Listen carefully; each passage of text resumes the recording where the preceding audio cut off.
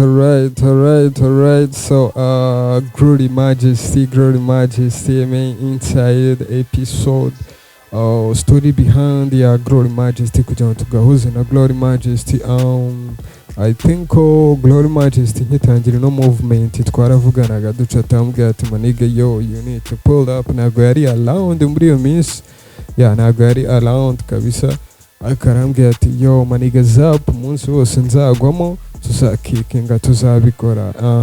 We yaje no kugwamo agwamo movement ifite n'ahantu igeze mera for real, bitangiye kumera neza, aga platform gatangiye kujya abahungu.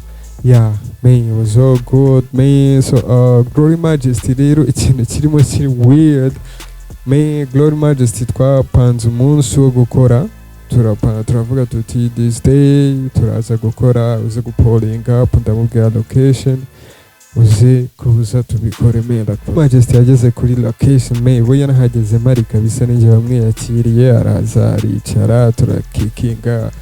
First of all iyo umutumirwa kigwamo turabanza tukavugana, ese staff is nizi ama restriction, ese hari restriction waba ufite n'iki kugira ngo ataza kubamo koto cyangwa shit. So Glory Majesty rero tugitangira gukora nk'iminota kenzi ahantu location yende yo muri Royce ugenda. Nibyande byayo wasa n'iki bungu iminota 10 iraba yaje turi aho ngaho twisipingira gake. Isaha imwe irashira, isaha ebyiri zirashira, eshatu. Ndavuga ati bise n'ibikinono butangira no kwira. Ndavuga ati bro cyakoze ndaraburije kabisa, gusa nyine nkaguma mu kikinga ubwo ati bro reka dutegereze akanya gato turebe, kadutegereze turebe. Man, muri rurandaburiza, muri rurantwika byadanje kuri Glory Majesty, umuriro warantwitse ku buryo umunsi wose umuriro utongeye no kugaruka.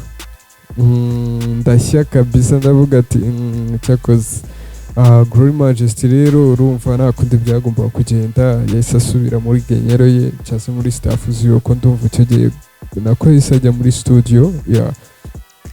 Yari mu bintu byinshi, mba mubyibuka yari afite track bita amaso wabonye iki yari irimo, yari ikiri chat kirimo gukora, urumva ngo yari akiri muri movement yayo. Man, iyo ufite track nshyashya iri hanze nawe uri umeze nk'umuri muri muvuma mu mutwe wawe tu, uri gukurikirana ukuntu ngoma iri kugenda tu.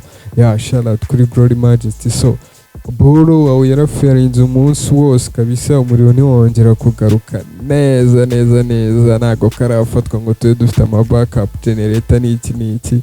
So umusaza arambwiye ati rero nibigukundira the other day ushobora gupuling up tugasoza ibyo twatangiye tu. Umusaza arambwiye ati yo uzi n'ibindi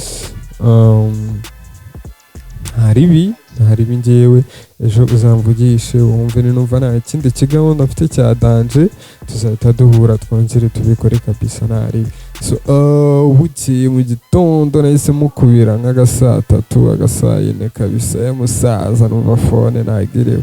Agasaa 4 ndamusubira numva umusaza phone nayiriwe. Agasaa 5 umusaza wapi kabisa, ndavuga ati uzi n'ibindi ngiye kuba nimanukiye mbe ndi kuri location, nagwamo umusaza ubwo turabikora, natagwamo ndashaka undi murara nyine tuhite tubikora fast.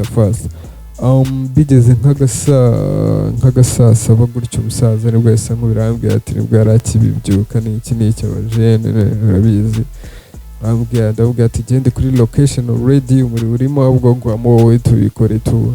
Umusaza akijya kugwamo nabwo imvura ibiteyemo, maragwamo imvura ya bidanje umusaza mukwamisha nk'indi saa yose. Njyagiye kubona kabisa Glory atakayemo ibikoryo turabikora ko urumva Glory twari tuziranye ariko tutarakikinga cyane. Mene gukoresha interview umuntu mudakikinga cyane ntago ubuzi lifestyle yiwe, interview iragorana mukona. Ariko urumva umunsi umuriro wagiye habayeho kumenyana, noneho biri so deep, turaciringa dusanga twanabaye mu mahuda amwe n'iki ku buryo the other day twagiye gukora nje na Glory ari neza byatangira, mwarabibonye show ukuntu yabaye. Mubiriho ndi wipininge ko link yayo ndi wipininge muri comment, nimba utarayibona ushobora guhita ukandaho ukagenda ukayireba. That was the inside episode.